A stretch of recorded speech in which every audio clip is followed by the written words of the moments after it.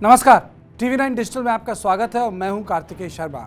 आज सियासत की बात में चर्चा करेंगे नॉर्थ कोरिया के लीडर किम जोंग उन की। उनका देश गरीब है, लेकिन फिर भी वो इतना बड़ा शक्ति प्रदर्शन क्यों कर रहे हैं? इससे अमेरिका का सिरदर्द क्या बढ़ जाएगा? ताइवान के बाद नॉर्थ कोरिया के मामले में अमेरिका और साउथ कोरिया का रुख अब क्या होगा? नॉर्थ कोरिया के supreme leader Kim Jong Un ने घोषणा की है कि वो अमेरिका की प्रतिकूल नीतियों के बावजूद अपने देश की सेना को अजेय बनाएंगे। नॉर्थ कोरिया की सरकारी मीडिया के अनुसार किम जोंग ने यह भी कहा कि वो देश में जो भी हथियार विकसित कर रहे हैं वो आत्मरक्षा के लिए हैं, ना कि युद्ध शुरू करने के लिए। उन्होंने ये बयान एक रक्षा प्रदर्शनी में दिया जहां वो अलग अलग तरह के मिसाइलों से घिरे नजर आए। इस प्रदर्शनी में कई सैन्य उपकरण और हथियार जैसे कि टैंक और मिसाइलें शामिल थीं। नॉर्थ कोरिया में हाल ही में एक हाइपरसोनिक और एक एंटी एयरक्राफ्ट मिसाइल के टेस्ट का दावा किया था। नॉर्थ कोरिया की राजधानी प्योंगयांग में आयोजित सेल्फ डिफेंस 2021 की प्रदर्शनी में दिए भाषण में किम जोंग उन ने कहा कि नॉर्थ कोरिया अपने पड़ोसी देश साउथ कोरिया से नहीं लड़ना चाहता।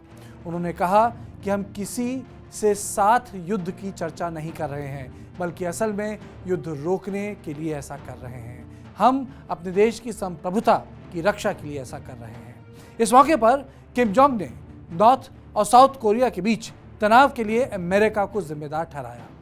उन्होंने कहा कि अमेरिका कोरियाई प्रायद्वीप में अस्थिरता की जड़ है। किम जोंग उन्होंने कहा कि अमेरिका ने आज तक ऐसा कुछ नहीं किया है जिसके आधार पर नॉर्थ कोरिया ये यकीन से कह सके कि अमेरिका उसके खिलाफ नहीं है। किम की सिंगापुर में डोनाल्ड ट्रंप के साथ एक बैठक भी हुई थी जो बेनतीजा निकली। अब जो बाइडेन का प्रशासन कई बार कह चुका है कि वो नॉर्थ कोरिया से बातचीत का इच्छुक है, बशर्ते वो अपने परमाणु हथियारों से निजात पा लें। पाबंदियां कम करने के लिए भी अमेरिका ने यही शर्त रखी है, जिससे नॉर्थ कोरिया साफ इनकार कर चुका है। यूनाइटेड नेशंस ने भी नॉर्थ कोरिया के बैलिस्टिक मिसाइल और न्यूक्लियर वेपन्स के परीक्षण पर रोक लगा रखी है।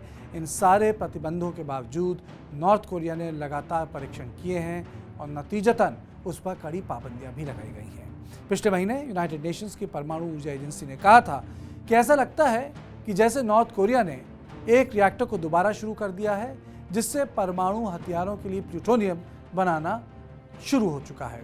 एजेंसी ने इसे बेहद परेशान करने वाली बात बताई। वहीं नॉर्थ कोरिया हमेशा से कहता है कि आत्मरक्षा के लिए उसके जो ये हथियार हैं इसलिए बनाए जा रहे हैं। उधर जानकारों का कहना है कि ये सब करके नॉर्थ कोरिया अपनी कमज़ोर हो चुकी आर्थिक स्थिति को सुधारने के लिए कर रहा है। माना जा रहा है कि कोविड-19 महामारी के बाद नॉर्थ कोरिया गंभीर आर्थिक संकट से निपट रहा है। नॉर्थ कोरिया ने संक्रमण फैलने से रोकने के लिए अपनी सारी सीमाएं बंद कर दी थी। इसी वजह से उसके प्रमुख सहयोगी यानी चीन से आने वाली ज़रूरी चीज़ें, खाना पीना, एम्यूनिशन, ईंधन, इन सब की आपूर्ति बंद हो गई थी। नॉर्थ कोरिया में आज भी गरीब 2 जून की रोटी ठीक से नहीं खा पा रहे। नॉर्थ और साउथ कोरिया दोनों ने ही सितंबर में नई मिसाइलों का परीक्षण किया है, जिससे कोरियाई प्रायद्वीप में हथियारों की दौड़ को लेकर एक बार फिर चिंता बढ़ गई है। नॉर्थ कोरिया के मिसाइल और जो न्यूक्लियर वेपनाइजेशन प्रोग्राम है लंबे समय से अंतर्राष्ट्रीय मसला रहा है, लेकिन नॉर्थ कोरिया भी अब मई के महीने में लंबे समय से लगे प्रतिबंध हटने के बाद अपने मिसाइल कार्यक्रम को आगे बढ़ाना चाह रहा है। नॉर्थ कोरिया की हालिया गतिविधियों ने उसकी परमाणु हथियारों की महत्वाकांक्षाओं पर कई सवाल उठाए। 13 सितंबर को नॉर्थ कोरियाई मीडिया ने कहा कि रक्षा विज्ञान अकादमी ने 11 और 12 सितंबर को नए प्रकार की लंबी दूर की क्रूज मिसाइलों का परीक्षण किया। कथित तौर पर नई क्रूज मिसाइलों ने अंडाकार और 8 की आकृति की उड़ान पैटर्न में 2 घंटे से अधिक समय तक उड़ान भरी। उनके सरकारी मीडिया ने दावा किया है कि ये मिसाइल 1500 किलोमीटर दूर लक्ष्य को मारने में सक्षम है।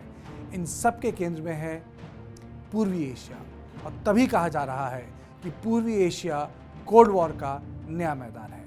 तो सियासत की बात में बस इतना ही। देश और दुनिया की बाकी खबरों के लिए आप देखते रहिए टीवी 9 डिजिटल।